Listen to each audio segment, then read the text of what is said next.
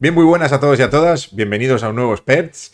Hoy es día de hablar de entrenamiento, es día de hablar de hipertrofia, es día de hablar de masa muscular, de fuerza explosiva, de velocidad, un poco de todo lo que se relaciona con el entrenamiento de la fuerza, tanto para ganar masa muscular como para seguir siendo rápidos, no perder esa rapidez a la vez que ganamos masa muscular.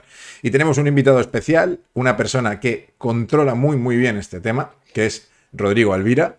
Rodrigo Alvira, bienvenido, ¿cómo estás? Muchas gracias, Faso. Muchas gracias por invitarme. Muy bien. Con muchas ganas de grabar el podcast. Rodrigo Alvira es maño, es zaragozano. Él, aunque sea maño, se fue a Estados Unidos a jugar a baloncesto.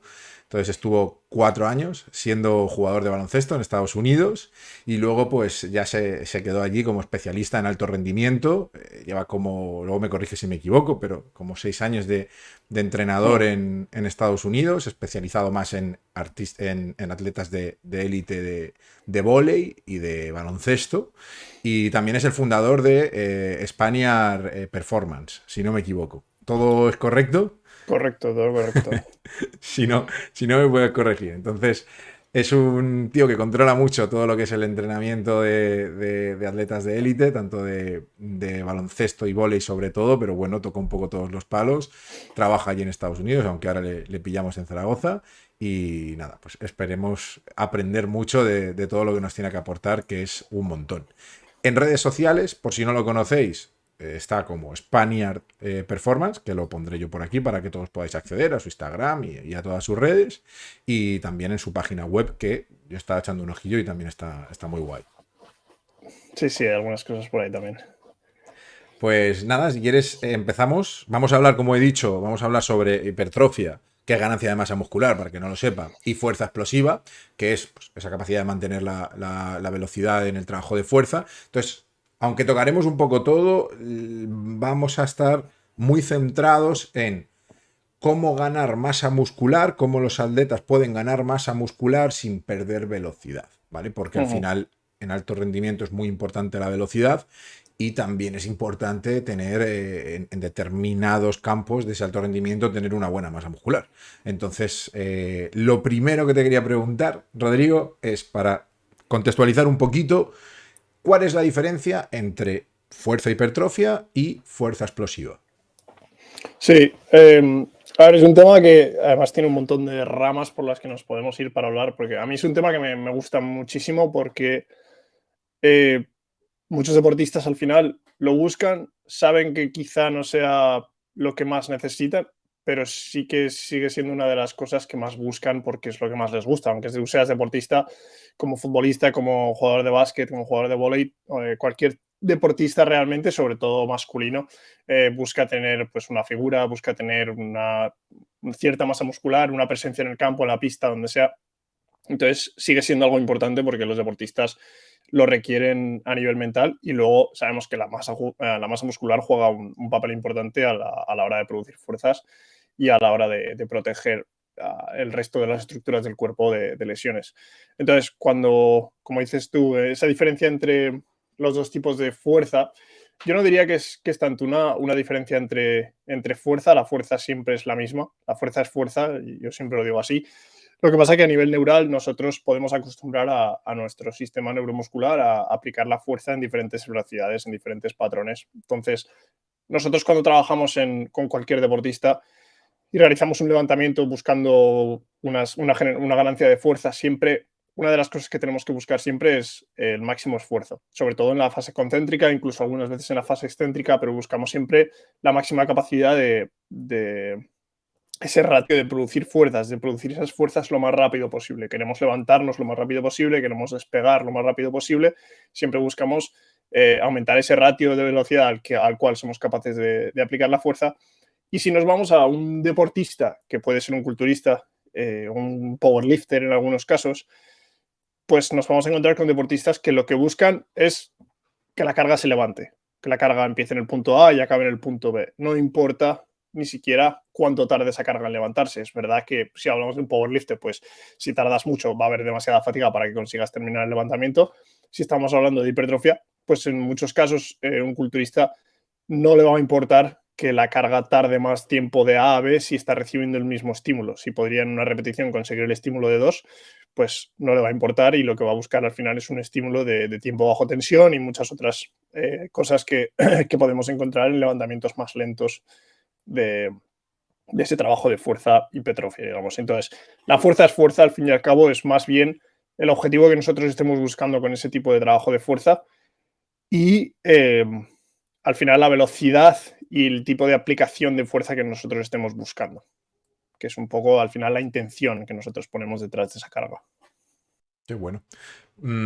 Hablábamos de culturistas, hablábamos de powerlifter, por ejemplo, pues el culturismo está enfocado a otro tipo de rendimiento, más estético, ¿no? Pero si hablamos de deportistas, ya sea jugador de básquet, ya sea un jugador de vóley, ya sea una jugadora de fútbol, de lo que sea más relacionado con deportes de equipo o deportes individuales, ¿por qué priorizamos tanto los entrenadores y por qué le damos tanta importancia a la manifestación de la fuerza relacionada con la explosividad?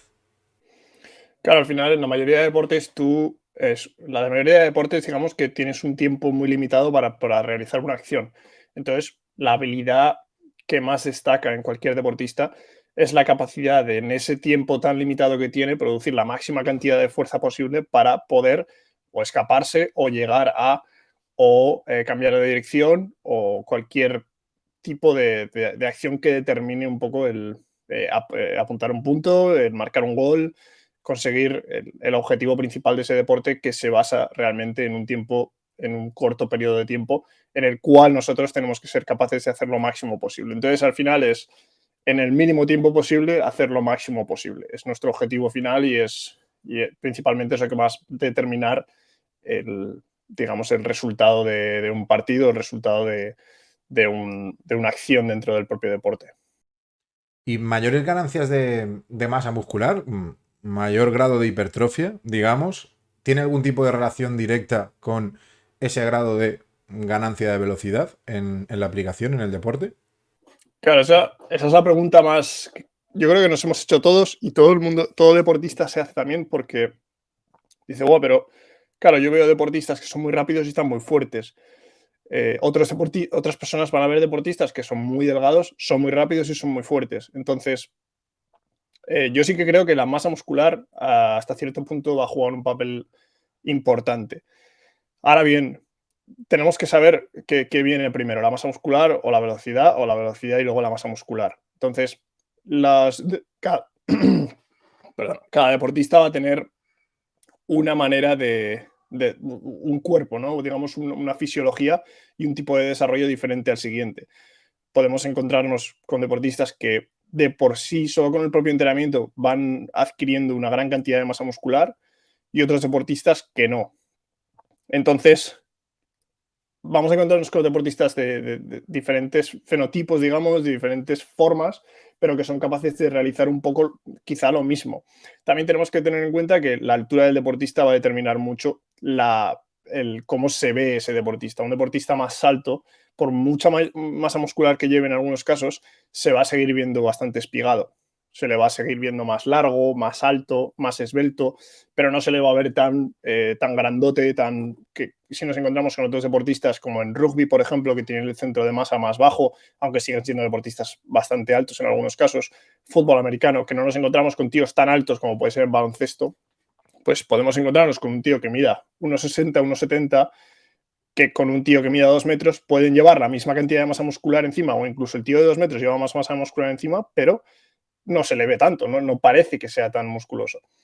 Entonces, a la pregunta de si la masa muscular juega un papel dentro de esa producción de fuerzas, yo estoy convencido de que sí, porque al final ese crecimiento de la masa muscular en algunos casos lleva a un mejor rendimiento a la hora de producir fuerzas en menor periodo de tiempo. Pero la clave ahí es que no sabemos realmente si un trabajo orientado simplemente al aumento de la masa muscular, al aumento del tamaño del músculo, va a aumentar la capacidad de producir fuerzas. Es decir, si nosotros ya trabajamos directamente con el objetivo de mejorar la producción de fuerzas en un corto periodo de tiempo, mejoramos con estas habilidades que hemos dicho de intentar empujar la carga lo más rápido posible, trabajando con una fatiga mínima comparado con lo que podría hacer un culturista, etcétera, etcétera, vamos a seguir consiguiendo ganancias de masa muscular, pero probablemente nos encontremos con unas ganancias de masa muscular que son un efecto secundario al trabajo principal que nosotros estamos buscando de producción de fuerzas. Entonces,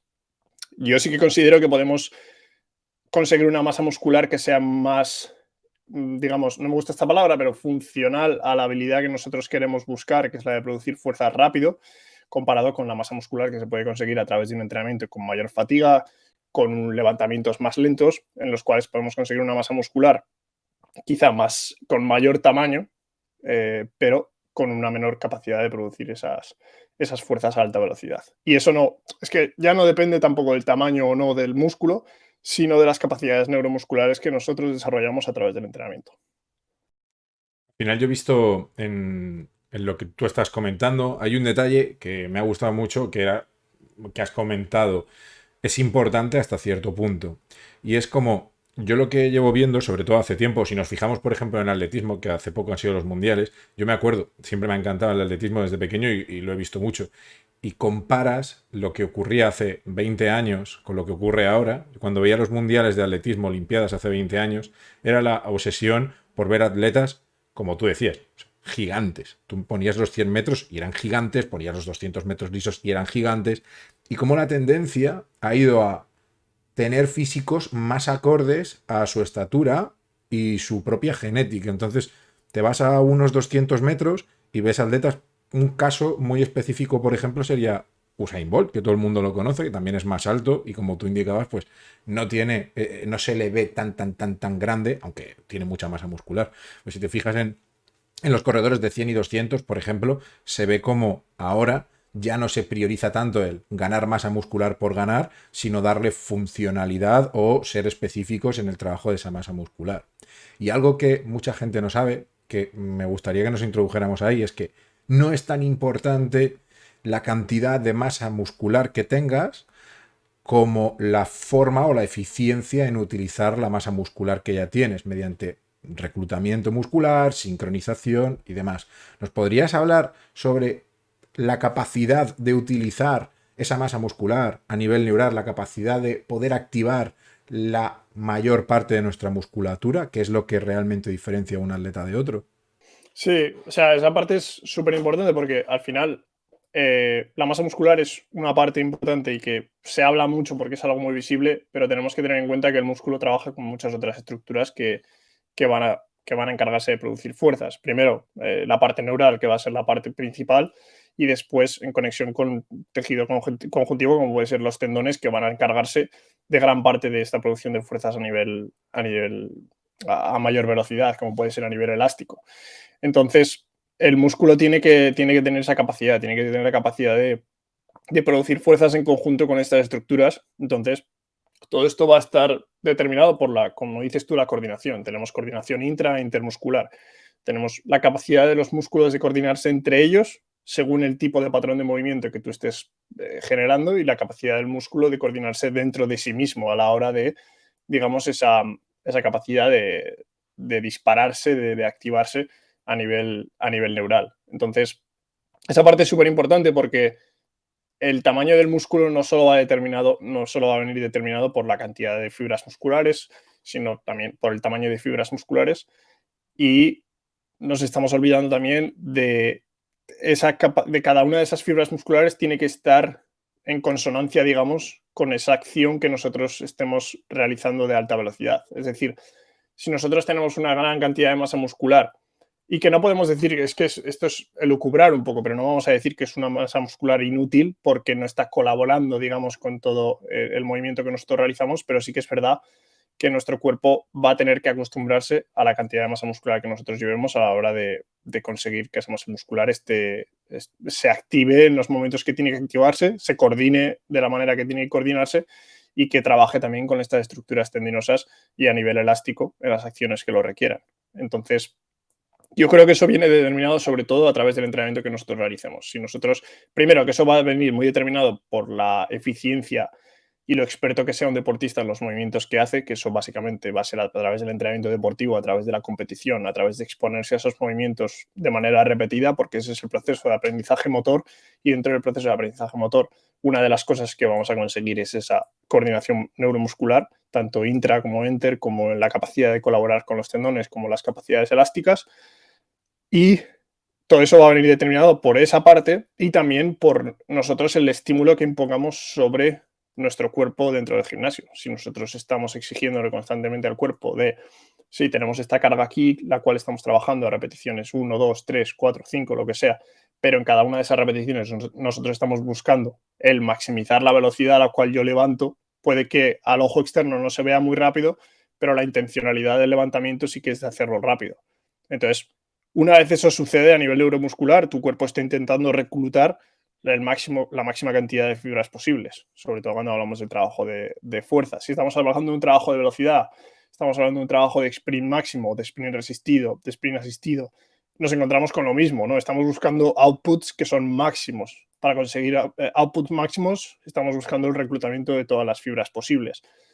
Incluso podríamos decir que en un trabajo de hipertrofia va a haber outputs máximos cuando nos estamos acercando al fallo, pero como hay, al haber tanta fatiga, estamos buscando outputs máximos y una máxima capacidad de reclutamiento en unas condiciones completamente diferentes. Es decir, en unas condiciones de muchísima fatiga y en unas condiciones en las cuales la contracción no es tan rápida. Entonces acostumbramos al cuerpo a conseguir ese máximo reclutamiento, pero en condiciones completamente diferentes a lo que requerirías en 2 milisegundos. Entonces, ahí está la diferencia, ¿no? de la activación. Claro, pierde el sentido. O sea, no es que no haya que hacerlo, obviamente hay que trabajarlo, pero pierde el sentido cuando no trabajamos específicamente lo que se requiere en ese deporte. Esto muchas veces me hacían la pregunta, o muchas veces lo he explicado con el tema de la fuerza específica, Federer y Nadal, ¿no? Es como, ¿por qué Federer saca más fuerte que Nadal? Y ves a Nadal y es bastante más grande que Federer, ¿no? Y es como capaz de aplicar la fuerza justo en ese gesto técnico porque lo ha entrenado de una forma y es capaz de coordinarlo mejor. Y podríamos pecar incluso ahí de decir, hostia, Nadal tiene mayor masa muscular, debería sacar a más velocidad, no tiene por qué. O sea, al final depende ya hemos dicho, depende de los músculos, depende de las capacidades elásticas y de producción de fuerza del músculo, del tendón, depende de palancas, estamos hablando de diferentes medidas de brazo, de diferentes medidas de torso, de diferentes capacidades de rotación. Estamos hablando de un saque que tiene tantas cosas por dentro que el que más veloz va a sacar va a ser el que, digamos, el que haya desarrollado una técnica a través del propio entrenamiento que haga que saque de manera más veloz. Punto.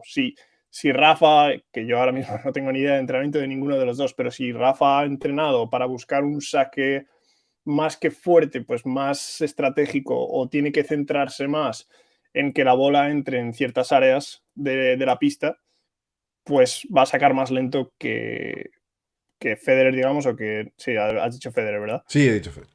Pues entonces van a ser dos saques diferentes que no van a depender absolutamente nada en si Rafa podría noquear a Federer o Federer a Rafa. Entonces, eso ya tiene tantos factores entre medio que, por ejemplo, ahí es donde podríamos pecar de decir, pues yo, ven Rafa que vamos a hacer un montón de lanzamientos, press de banca tal, para conseguir mejorar tu saque. Para nada. Eso no va a influir absolutamente en nada en un movimiento tan técnico. Y a veces ocurre que, bueno, si los comparamos a nivel culturista, pues dices, Rafa es mucho más grande que Federer, ¿no? Y luego también a veces lo que comentaba influye que me ha gustado mucho lo que has dicho. Es que igual Rafa no ha entrenado para tener un saque potente porque a lo mejor a su juego no le conviene tener un saque potente. O igual el punto fuerte de Rafa es llegar a todas las bolas y meter una buena derecha y el 70% de su entrenamiento lo dedica a potenciar sus puntos fuertes y no lo dedica tanto al saque. Sin embargo, a lo mejor un tenista, Federer u otro, quizá de especialistas en hierba, por ejemplo, que es más rápida, tiene su punto fuerte en el saque y no corre porque sabe que no tiene buena velocidad, pues va a entrenar muchísimo más su saque para tener que correr lo mínimo posible. Entonces, dependiendo del atleta, cada uno también va a potenciar una parte u otra. En la parte de hipertrofia que hablábamos, que es hasta cierto punto importante, es difícil poner grados, pero más o menos, ¿qué grado de importancia le darías a tener una mínima masa muscular que te permita hacer los gestos respecto a trabajar fuerza explosiva y fuerza útil, por así llamarlo, que es la que es más específica del gesto, en un deportista de alto rendimiento donde en todos los deportes prima la velocidad? Sí, pues mira, esta es otra pregunta que es que además incluso yo te diría que cuando me encuentro con diferentes deportistas con los que estoy trabajando, me cuestiono a mí mismo lo que realmente sé, ¿no? Porque si yo de primeras lo que podría decirte es que, bueno, que yo si veo a un deportista muy delgado, lo primero que pienso es que pues va a ser un deportista que le va a costar, que va a estar a un mayor riesgo de lesión. Y en algunos casos puede ser cierto, porque simplemente ese nivel de masa muscular indica que el deportista no tiene un bagaje de entrenamiento detrás. O sea, puede tener un bagaje de entrenamiento deportivo detrás, pero no tiene un bagaje de entrenamiento de fuerza. No solo eso, sino que también puede indicar que en un deportista más o menos joven, que no lleve mucha masa muscular encima, puede indicar que su desarrollo, que su crecimiento ha durado tanto tiempo o sigue durando todavía, que el cuerpo está destinado más al crecimiento óseo, por ejemplo, ligamentoso, tendinoso, que no al crecimiento, a ese crecimiento muscular tanto a nivel de rendimiento, como podríamos decir. Es decir, que el cuerpo tiene otras prioridades en ese momento y siempre sabemos que un deportista que esté en un proceso de ese tipo de crecimiento, pues en un constante cambio siempre se va a exponer a un mayor riesgo de lesión. Entonces, en primera vista sí que podríamos decir que un deportista que lleva menos masa muscular encima, yo de primeras voy a pensar, vale, pues tenemos que ver a ver en qué situación se encuentra este deportista, qué experiencia tiene y probablemente sí que se encuentre ligeramente en un mayor riesgo de lesión, desde mi punto de vista. Entonces, a partir de ahí yo creo que es un poco empezar a trabajar lo básico, ¿no? O sea, siempre queremos trabajar la técnica, queremos trabajar el control motor de ese deportista, queremos ver que tiene unos patrones controlados, que su capacidad de moverse en rangos de movimiento completos es buena. Básicamente que el deportista controle su movimiento, porque una de las cosas que nos encontramos con estos deportistas que tienen menos masa muscular encima es que en cuanto pones a hacerles unos patrones de movimiento un poco más complejos, digamos, que tienen que ser más controlados. Sí, porque, por ejemplo, en la pista probablemente se muevan muy bien. Son patrones en los cuales ellos van mucho más rápido, los rangos de movimiento son menores. En cuanto los pones en rangos de movimiento mayores, en los cuales tienen que tener un pequeño control, es cuando empiezan a perder un poco la forma, empiezan a perder el equilibrio, el control.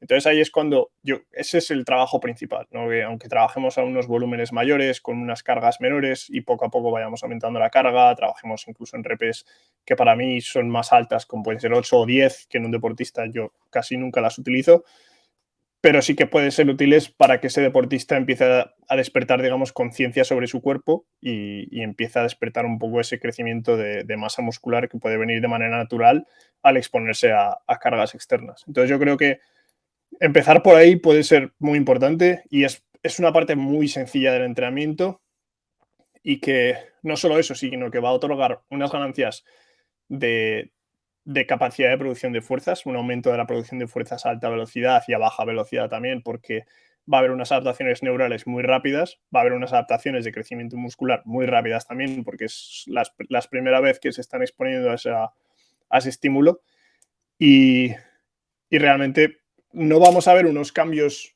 espectaculares, digamos, a nivel estético, porque aunque tú le pongas 20 libras, estaba diciendo, pues 10 kilos de masa muscular a un deportista que es muy alto, que es muy delgado, pues no se va a notar tanto, pero a nivel de movimiento sí que se va a notar bastante. A nivel de producción de fuerza se va a notar mucho. Yo he tenido muchos deportistas, sobre todo en vóley este año, y en básquet me pasa también, que vienen muy delgados y conforme tú empiezas a hacer ese tipo de trabajo empiezan a notarse más cómodos, muchos dolores empiezan a desaparecer porque tenemos masa muscular que es capaz de coger, de encargarse de tratar con esas fuerzas dentro de la pista y que descargan mucha tensión a otras estructuras del cuerpo. Entonces, yo creo que es importante, pero también creo que va a venir de manera natural. Me centro más, es decir, yo me centro más en el objetivo principal de mi trabajo, que es ganar control, que es ganar fuerza de manera natural a través de este trabajo muy sencillito, que con un trabajo muy sencillo consigues unas ganancias muy grandes y que ellos empiecen a alimentarse y a dormir bien, porque eso de manera natural va a traer esas ganancias de masa muscular que van a ser más notables a través de ese tipo de estrategias, ¿no? Y yo creo que sí, que no, o sea, no le voy a decir siempre, pues vamos a tener que ganar algo de masa muscular o va a suceder si hacemos las cosas de manera correcta. No es el objetivo principal, pero sí que se va a nombrar, porque sí que es algo que él va a notar, que se va a ver mejor, o que ella va a notar y se va a ver mejor, y que al final le va a ayudar en su rendimiento. Claro, es muy interesante porque además hay una parte que la gente no ve, que es tú vas al gimnasio como personas de salud, como puedo ser yo, y entrena una hora. Los deportistas de élite entrenan muchísimo. Entonces, solo con la parte de entrenamiento que hacen, aunque no vaya orientado a ganar masa muscular, ya tienen unas ganancias de masa muscular. Claro. A mí me gusta un ejemplo, hablando de básquet, que es más a lo que tú te has dedicado y lo que te dedicas. Cuando la gente vio a Pau Gasol ir a la NBA, quien conozca a Pau Gasol en el Barcelona cuando jugaba en Europa, pues era muy, muy delgado. Cuando pasó a ir a la NBA, tuvo una ganancia de masa muscular, pero para mí algo muy bueno fue que no fue exagerada, sino que tuvo una ganancia muscular grande, se notó una gran diferencia, pero sí que fue paulatina y yo creo que fue más orientada un poco, pues simplemente a aguantar el choque, a aguantar lo que era la tensión junto a jugadores muchísimo más grandes que en Europa, que son americanos, y una vez que yo creo que consiguió ese punto en el que se podía mover entre ellos, tampoco acentuó mucho más, porque igual le hubiera perjudicado en su forma de jugar. ¿Crees que podría ser por eso?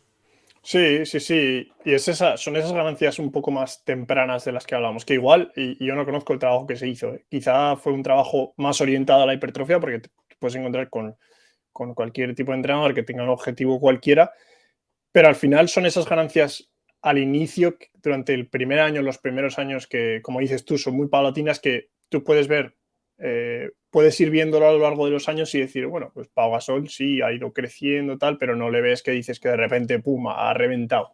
Que si ves fotos de su primer año y de el año en el que más en mejor forma estuviera, sí que dirías, joder, qué diferencia de tío, ¿no?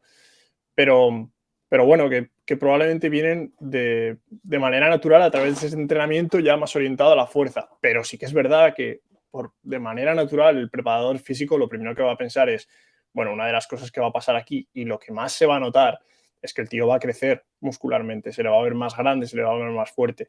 Pero eso no quiere decir que se le vaya a ver más lento, no, no todo lo contrario. En muchos casos probablemente se le vaya a ver más coordinado, se le vaya a ver más rápido, se le vaya a ver con mayor control y sobre todo, pues como dices tú, cuando estamos hablando de choques, que hay contactos, etcétera, etcétera, ahí ya sí que va a jugar un papel súper importante. Si nos vamos a deportes como el fútbol americano, como el rugby, pues tienes que llevar masa muscular encima por cojones, porque si no, no vas a poder competir de ninguna manera en ese tipo de deporte.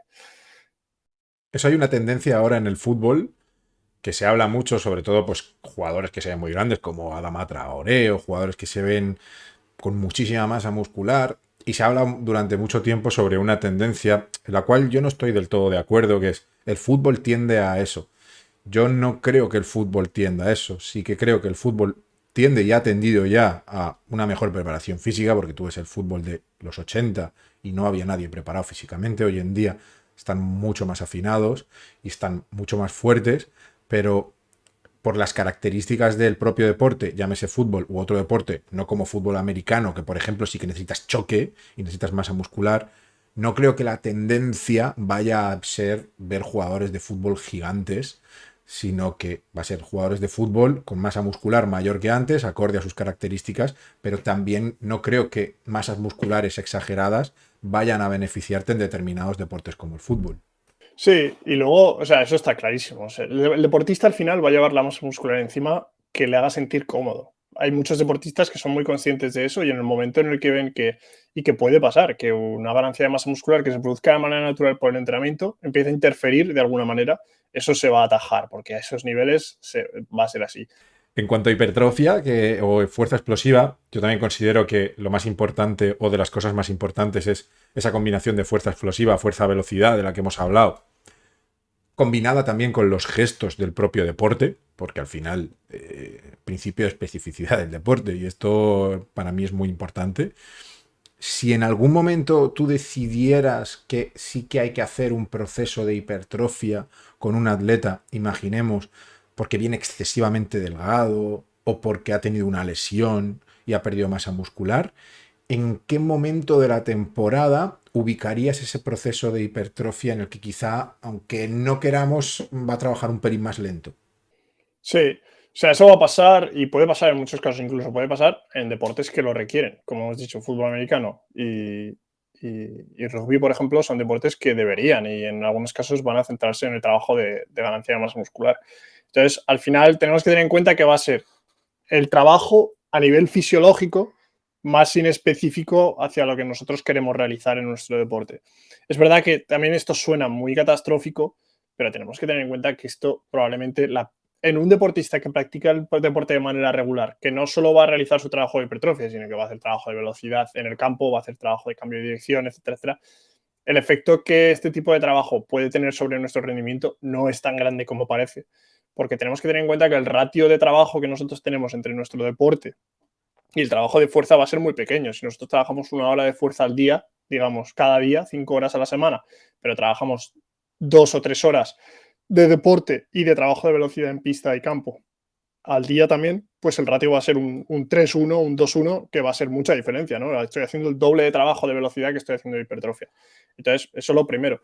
Lo segundo, que sigue siendo lo más inespecífico y que sigue siendo quizá dentro del estado de forma que podemos estar de producción de fuerza y de velocidad, el peor que nos podemos encontrar, básicamente por esa fatiga que podemos llevar. Entonces, al final, yo creo que lo más lejano posible a la temporada sería lo mejor. Es decir, unas semanas o quizá un mes después de que la temporada haya acabado, cuando nos queden, pues normalmente 3, 4, 5 meses hasta volver a empezar la temporada, normalmente va a ser el mejor momento para hacer este tipo de trabajo que lo requiera. Luego también tenemos que tener en cuenta que depende del deportista que nos encontremos, yo creo que hay muchas maneras de trabajar esa hipertrofia. Podemos inclinarnos un poco más hacia esa búsqueda de ganancias de masa muscular, modificando un poco ese trabajo de hipertrofia. Y lo he hablado alguna vez, en vez de hacer un trabajo de 3x10, podemos hacer un trabajo de 10x3. En muchos casos sí que hemos visto que una acumulación de volumen total igual a un trabajo de 3x10 en un trabajo de 10x3, porque mantenemos la calidad de las repeticiones, porque la contracción muscular, la contracción de levantamiento es mayor, la velocidad de esta contracción, y podemos conseguir esas ganancias de hipertrofia en algunos casos, mientras conseguimos probablemente mayores ganancias de fuerza, porque a menor fatiga en muchos casos conseguimos mayores ganancias de fuerza y conseguimos mantener o incluso en algunas cosas probablemente una ganancia de velocidad o de un ratio de producción de fuerzas, de la capacidad de producir fuerzas de manera más rápida, gracias a no, digamos, involucrar nuestro cuerpo en un estado de fatiga mayor que el que realmente necesitáramos. Entonces, al final, sería adaptar. Yo creo que sería importante hacerlo y es un trabajo que a mí me gusta hacerlo con casi todos los deportistas, porque no solo va a ayudar con el trabajo de hipertrofia y ganancia de masa muscular, sino que va a ayudar con lo que a mí me gusta hacer al principio de fuera de temporada, que es acumular un poco de volumen y que es acostumbrarnos a levantar cargas en mayores volúmenes totales para después, cuando estemos realizando volúmenes menores, nuestro cuerpo tenga mayor capacidad de adaptarse a esas cargas. Entonces, puede ser muy útil y simplemente lo que tenemos que hacer es buscar una manera de reorientar ese entrenamiento de una manera que mantengamos la calidad del trabajo, que mantengamos una mayor velocidad de contracción y de levantamientos y, digamos, igualar el volumen que realizaríamos en hipertrofia. No siempre va a ser igual porque no podemos, es muy difícil igualar el volumen. Si tenemos 40 repeticiones totales en una serie de press bank, imaginémonos que es lo más sencillo, de 4x10, pues hacer un 10x4, hostia, se puede, pero al final es muy fatigante también a largo plazo. Entonces sí que vas a involucrarte en algún tipo de fatiga. Pero sí que se puede intentar acercarse lo más posible, lo máximo posible. Es muy interesante la parte de, por ejemplo, que acabas de hablar de pasar de un 3x10, 3 series de 10 repeticiones, a pasar a un 10x3. Obviamente el porcentaje de repetición máxima va a ser mucho mayor cuando trabajamos en 10x3. También la fatiga va a ser mayor. Quizá habrá que regular y a lo mejor no puedes hacer 10x3 y tienes que hacer 7x3 o 6x3. Pero para mí también hay una parte ahí muy buena en ese cambio, que es las implicaciones que tienen, y me gustaría que lo confirmaras y si puedes alargar un poco sobre esto, las implicaciones que tiene ese cambio del 3x10 al 10x3 por la vía neural del trabajo de fuerza, porque se mejora muchísimo más ese reclutamiento y esa coordinación intramuscular dentro del 10x3 más que en el 3x10. Sí, eso es. Al final, el sistema nervioso funciona de una manera muy compleja, pero muy sencilla a la vez. Entonces, para que todo el mundo lo entienda, si tú vas a acostumbrar al sistema nervioso a hacer unos trabajos más rápidos, tu cuerpo va a estar acostumbrado y va a hacerse mejor a realizar un trabajo potente, un trabajo rápido y un trabajo fuerte. Que si nosotros constantemente estamos dándole al cuerpo un estímulo más lento, un estímulo con mayor fatiga, que el cuerpo se va a acostumbrar a nivel neuromuscular a producir fuerzas medianamente altas durante un largo periodo de tiempo y a una velocidad menor para ser más eficiente durante esas series más largas. Entonces va a ser igual. Cuando nosotros, si hacemos ese tipo de trabajo, nos vamos a realizar series cortas de alta velocidad, no vamos a ser tan eficientes porque no estamos acostumbrados a ellos. Es básicamente lo mismo que si nosotros vamos a poner un ejemplo, nos acostumbramos desde que somos pequeños a tirar a canasta con la mano derecha. Si de repente un día queremos tirar con la mano izquierda y nunca hemos tirado con la mano izquierda, vamos a ser bastante malos a la hora de realizar eso. Entonces, es básicamente lo que estimulamos al cuerpo, funciona igual. Perfecto. Trabajar rápido te hace más rápido y trabajar lento te hace más lento, simplificando muchísimo, Eso pero es. va por ahí. Y hablábamos de en qué momento pondrías ese entrenamiento de hipertrofia dentro de la temporada y dentro de la propia sesión, ¿en qué lugar colocarías ese entrenamiento de hipertrofia? Pues depende un poco. O sea, si estamos hablando de que hemos modificado el trabajo y que la sesión de ese día se va a centrar en esa acumulación de volumen, yo lo pongo al principio, porque estamos buscando un poco de ambas, ¿no? Estamos buscando el acumular un total de volumen, pero a la vez estamos buscando también el mantener, el aumentar una ganancia de fuerza o el aumentar esas ganancias de velocidad. Entonces nos encontramos en esa dicotomía de decir, ostras, pues es que quiero estar fresco para que las repeticiones sean de mayor calidad, de mayor velocidad, con mayor capacidad de producción de fuerzas, pero también sé que voy a incurrir en tanta fatiga que el trabajo que haga después no va a ser tan eficiente. Entonces, es interesante porque yo ahí he trabajado de dos maneras. La primera es, ¿qué hacemos? Esa es la serie, digamos, ese trabajo de 10x3 que nos toca hacer, pues digamos, en sentadilla. Lo podemos hacer de mil maneras. Podemos hacer un 10x10, un 10x3 en sentadilla, o podemos hacer un 5x3 en este tipo de trabajo de sentadilla, un 5x3 en este tipo de trabajo de sentadilla diferente unilateral, por ejemplo, modificando eso. Incluso yo he utilizado ese 10x3 en el cual las tres primeras series realizamos un trabajo de contrastes, en el que como no hay mucha fatiga, podemos estar trabajando en contrastes y cuando sabemos que vamos a incurrir en bastante fatiga a través de la cuarta, de la quinta serie, nos centramos únicamente en ese trabajo, en esas series ya de fuerza, en vez de metiéndole contrastes, metiéndole un trabajo accesorio que puede ser más interesante, que va a ser menos fatigante, que requiere menos atención a nivel neuromuscular, digamos, a la hora de estar más frescos para producir fuerza a alta velocidad y podemos hacer pues algún punto débil que tengamos, algún trabajo de aductor, algún trabajo, cualquier tipo de trabajo que podamos necesitar más de puntos débiles y después meter incluso un poquito más de trabajo de hipertrofia más tradicional cuando ya estamos más fatigados o podemos incluso, si vamos a hacer ese trabajo de hipertrofia más tradicional, que vamos a estar haciendo 6 8 10 12 repeticiones, que en algunos casos para un trabajo accesorio puede ser interesante, pues yo lo metería al final. Entonces, primero, siempre priorizar lo que estamos buscando, que no pase lo que pase para el deportista, siempre va a ser producción de fuerzas a alta velocidad, ya sea en un trabajo de cargas máximas o submáximas, que aunque sea lento, vamos a estar trabajando esa máxima intencionalidad, que vamos a hacerlo siempre al principio y después añadir el trabajo, si estamos trabajando en hipertrofia más tradicional, al final, porque sí que al final estamos buscando otro tipo de cualidades en los cuales no necesitamos estar tan frescos. A nivel neural sí que necesitamos más atención a nivel muscular y eso lo podemos conseguir estando más fatigados, ya que buscamos pues llegar a ese fallo en algunos casos. Pero sí que es que nos podemos encontrar con conflictos en absolutamente todo lo que acabo de decir. Porque si hablamos de que nuestro trabajo principal es la hipertrofia y lo metemos al final, no vamos a tener tanta calidad de hipertrofia porque no podemos llegar a un fallo tan lejano.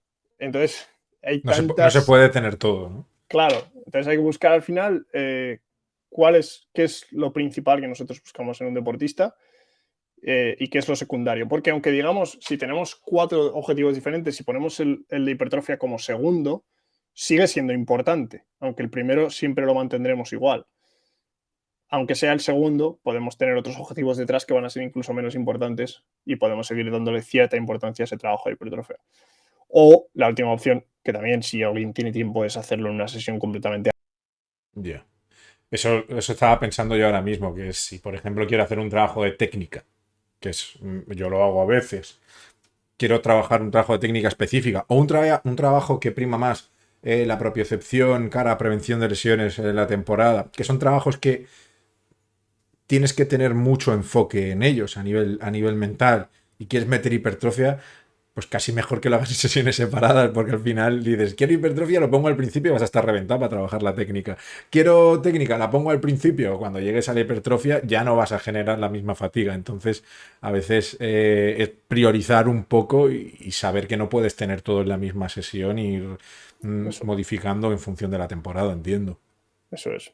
Eso es. Y al final también dependerá un poco también del deportista, de cada uno de ellos, y qué es lo que haga que se fatiguen más, porque pues hay deportistas que después de un 3x10, pocos, pero que siguen estando frescos.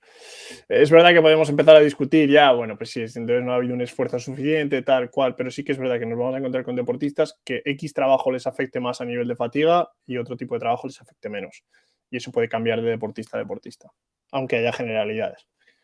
Ahí al final es individualización 100%, no queda otra porque cada deportista al final es un mundo dentro de los mismos trabajos. Pues Rodrigo, es un placer estar contigo, me quedaría hablando otros 45 minutos, una hora, pero entiendo que tienes más cosas que hacer. Quería también comentar que tú tienes, que hablar al principio, eres el fundador de Spanier Performance. Y bueno, si quieres un poco invitar a los atletas o la gente que quiera conocerlo, qué tipo de programas tienes ahí en tu página web para que entren y lo puedan Mm. ver y contratar. Sí, pues bueno, en redes sociales, España Performance en Instagram, es donde subo cosas más frecuentes. En YouTube subo las cosas quizá más, más, más en detalle, digamos, para entrenadores, quizá gente que se quiere especificar un poco, especializar un poco más. Y después, pues sí, tenéis los entrenamientos que son el 3.0, que es básicamente el de rendimiento vertical, que es el trabajo orientado a la ganancia de potencia, de fuerza y de salto vertical y velocidad, más en ese foco. Y luego tenemos el Foundations, que es el de hipertrofia deportiva, que la llamo así, simplemente por todo el tema que hemos estado hablando ahora, ¿no? El buscar una manera de orientar ese trabajo de hipertrofia a cómo lo podría hacer un deportista de manera que afectara menos a su rendimiento y en algunos casos incluso siguiera colaborando con esa mejora de su rendimiento, que son los dos programas que nosotros vendemos. Llevo deportistas de manera individual también, a nivel profesional y amateur, todos aquellos que estén interesados.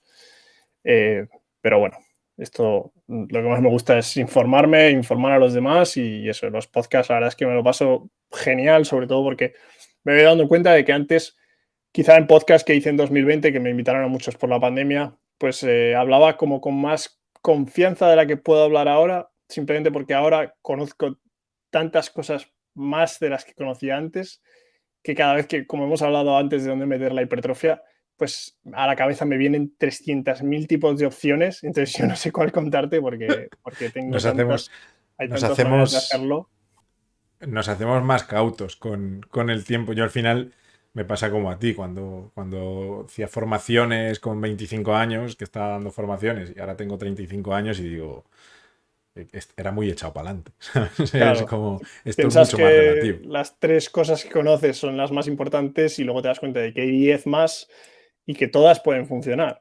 Entonces dices, joder, tío, y si ahora yo en un vídeo que tengo que grabar, ¿de cuál hablo? Entonces siempre tienes que decir, pues mira, esta me gusta mucho, pero hay 10.000 más que podrían funcionar y las comentaremos en otro vídeo o aquí ya ves que hablamos de una, pero hay 3, 4, 5 más opciones que se pueden trabajar y eso a veces a los deportistas pues les tira para atrás, pero también piensa que solo hay que organizarse y probar, errar y encontrar lo que mejor te funciona. Eso es como absolutamente todo en la vida. En el entrenamiento pasa igual y tú con la comida te pasa igual. Tienes que probar lo que te sienta bien, lo que no te sienta bien, lo que te deja dormir mejor, peor, lo que te funciona para estar más feliz o no. Eso al final es individual y conocer las máximas maneras posibles de hacer algo te va a dar más herramientas para probar cosas diferentes a lo largo de tu vida.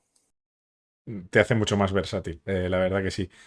Pues Rodrigo, ha sido un placer. La gente que te quiera buscar, que quiera ver, a mí me gusta mucho su Instagram en España Performance y lo veo y lo sigo y dice cosas muy interesantes, no solo para atletas, sino para cualquier persona que haga entrenamiento también en salud. Hay muchas cosas que también le van a servir, así que lo podéis seguir por ahí. Y como hay tantas cosas de las que hablar, quedamos para el futuro para Eso hacer es. otro podcast sobre otra cosa totalmente diferente. Me alegro. Muchas gracias, tío. Un placer, Rodrigo. Nos Un placer. vemos. Hasta luego. Chao.